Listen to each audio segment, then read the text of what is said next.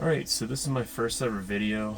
This channel, I just decided to make a YouTube channel because I got a lot of thoughts and don't really public speak a lot, don't really talk in front of a camera, and something that I'm not super comfortable with, so I kind of want to get out of my comfort zone and try something new. Yeah, so basically my fiance and I this past year, just a couple months ago, decided to stop living in an apartment and stop renting and move into a truck camper that we completely own. So we own our truck and we own our camper, and we moved from the East Coast out to Denver. So we're living outside of Denver now. My fiance is a travel nurse, so it allows us to travel a lot. I work remotely as a software engineer, so I can kind of go wherever. My company is home based in the Pittsburgh area, but they allow me to travel, which is awesome. But I kind of wanted to make this video just to talk about kind of alternative living and why we decided to do this, make this jump. We both have goals in the future, financial goals. We want to invest and save for retirement, potentially retire early, be able to travel, have a family, take kids on nice vacations, stuff like that. We're not super into materialistic things, and I think that allows us to do things like this. Living in a truck camper is a very small space. We don't have a lot of belongings with us. We have just what allows us to go out and adventure. We're big adventure junkies, adventure addicts. We love to hike and ski and snowboard. We like to camp outdoors. We want to get into mountain biking, gravel biking, stuff like that. We've done snowshoeing, we've done cross-country skiing, all sorts of different stuff. And one of the reasons we came out west is because the East Coast doesn't have a whole lot of that stuff accessible there. I'm sure there's a lot of hiking and there's a lot of camping you can do and stuff like that. But there's not massive mountains like there are out here, and where we were last year in Oregon. And that's a big reason why we wanted to come out here, is to challenge ourselves. We really want to do a 14er out here in Colorado. So we've been working up to it. We did a hike last weekend that got us up to 12,500 feet, and that was a big challenge for us. It was really sucking wind the whole time, and I consider both of us to be in pretty good shape. That really kicked our ass. But regardless, this lifestyle has allowed us to do those things while still saving money. Right now we're living on a property, just have the camper docked on the property, and we pay the owner close to $900 a month. It's like $880 a month for our electrical and water hookup. And when we split that between both of us, $440 is incredibly low rent compared to what we were spending on a fully furnished apartment in Oregon last year. Was close to $1,800. So just a total difference, total change, and that extra money we're allowed to save and invest for our future. We want to have a home at some point. We want to have a property with several acres of land and be able to kind of build a homestead, and we have these kind of goals for our future. And this lifestyle is a sacrifice for us, but allows us to build the life that we want in the future. And that's kind of a theme that I think it's catching on more, but there's a lot of people that I see that are around my age. I'm 28 years old. My fiance is 25 years old. And a lot of people that we know they just spend every weekend. They go out and do things and spend money and buy new things, and buy a new car, and buy a new purse or handbag, or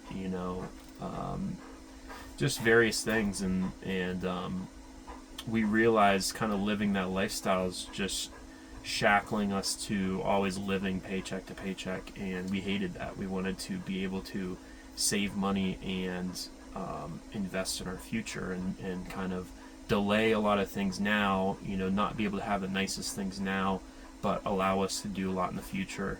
And I think a lot of that is just coming to terms with you're not going to have the nicest things.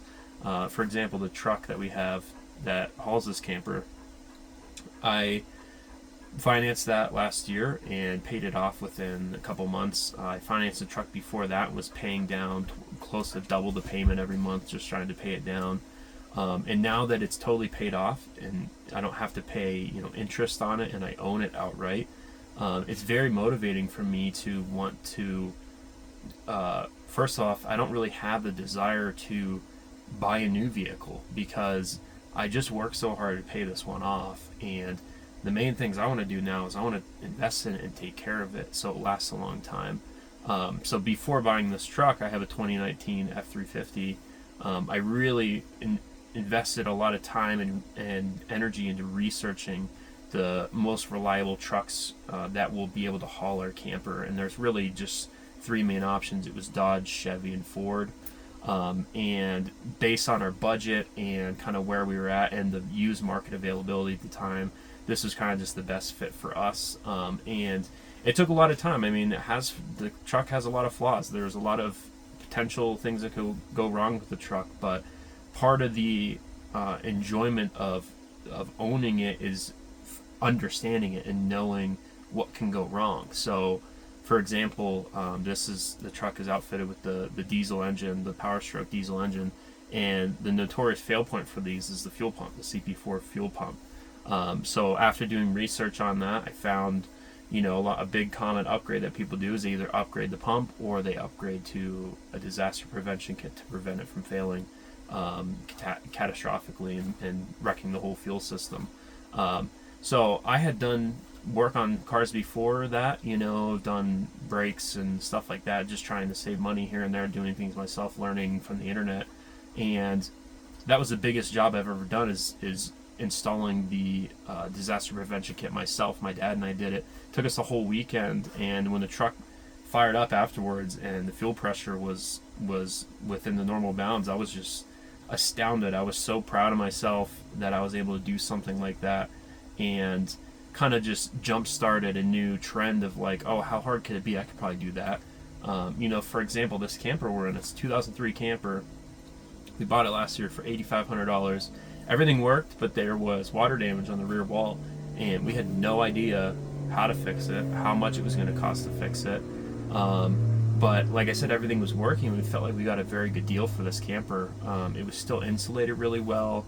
Everything worked. So we decided to buy it and fix it up, and we spent 3 months researching what to do.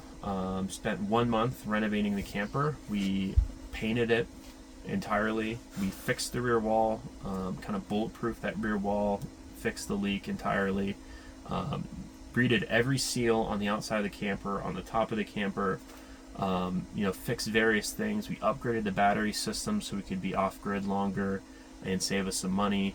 And that time and effort we researched was a lot of time and energy, but it allowed us to save a lot of money. We could have spent $20,000-$30,000 on a new camper, a newer camper, or paying a professional company to do the fixes for us and the upgrades for us.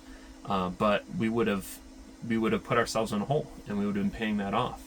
And just doing it ourselves and reaching the end result that we wanted, doing it all ourselves, and now being financially free where we're able to have all this excess capital to save every month has just been a huge life changer for us. We try to be as frugal as we can. We try not to spend money on things that won't serve us in the long run. For example, the kettle that we have that we use for our coffee, and my fiancee uses it for her matcha every morning. The kettle was like $25 on Amazon, but we thought over it for a week or two to make sure it was really the purchase that we wanted and would last us a long time. And just things like that, taking time, separating from the initial want to do something, want to buy something, to separating that out a week or so, and then coming back to revisiting it and saying, do we really need this? Is this something that will last a long time, that will pay us back in the long run? Just implementing those things to our lifestyle has been a huge change. And I guess what I'm here to say is like urging anyone to kind of do the same. I'd love to give a tour of this sometime. Maybe in my next video I can give a tour of this camper and just kind of the reasons behind why we decided to change to this lifestyle. But I guess 2 years ago I didn't even know this was possible. A year ago I didn't even know this was possible. And just finding other ways within your means, things that you can control to improve your life and to give yourself a fighting chance at having a successful life and being financially free, I think is important for anyone to do. And it's a lot of work. It's not easy. There are people who are decades into something similar to what we're doing, or very well off from starting with nothing and being frugal and building those habits.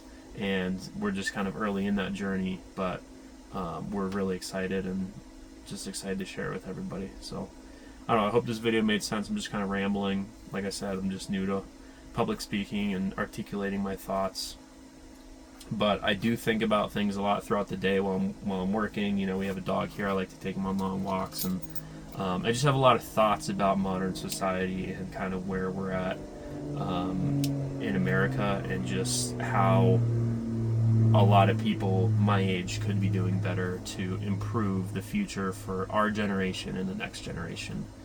So I hope you come along with me for this journey to kind of just explore some of my thoughts, and I hope you enjoyed this video, got something out of it. If you didn't, then don't watch any of my other videos and never come back again. So it doesn't bother me. Just put my thoughts out there and hoping somebody watches it. So thanks for giving me the time today, and I'll talk to you in the next video.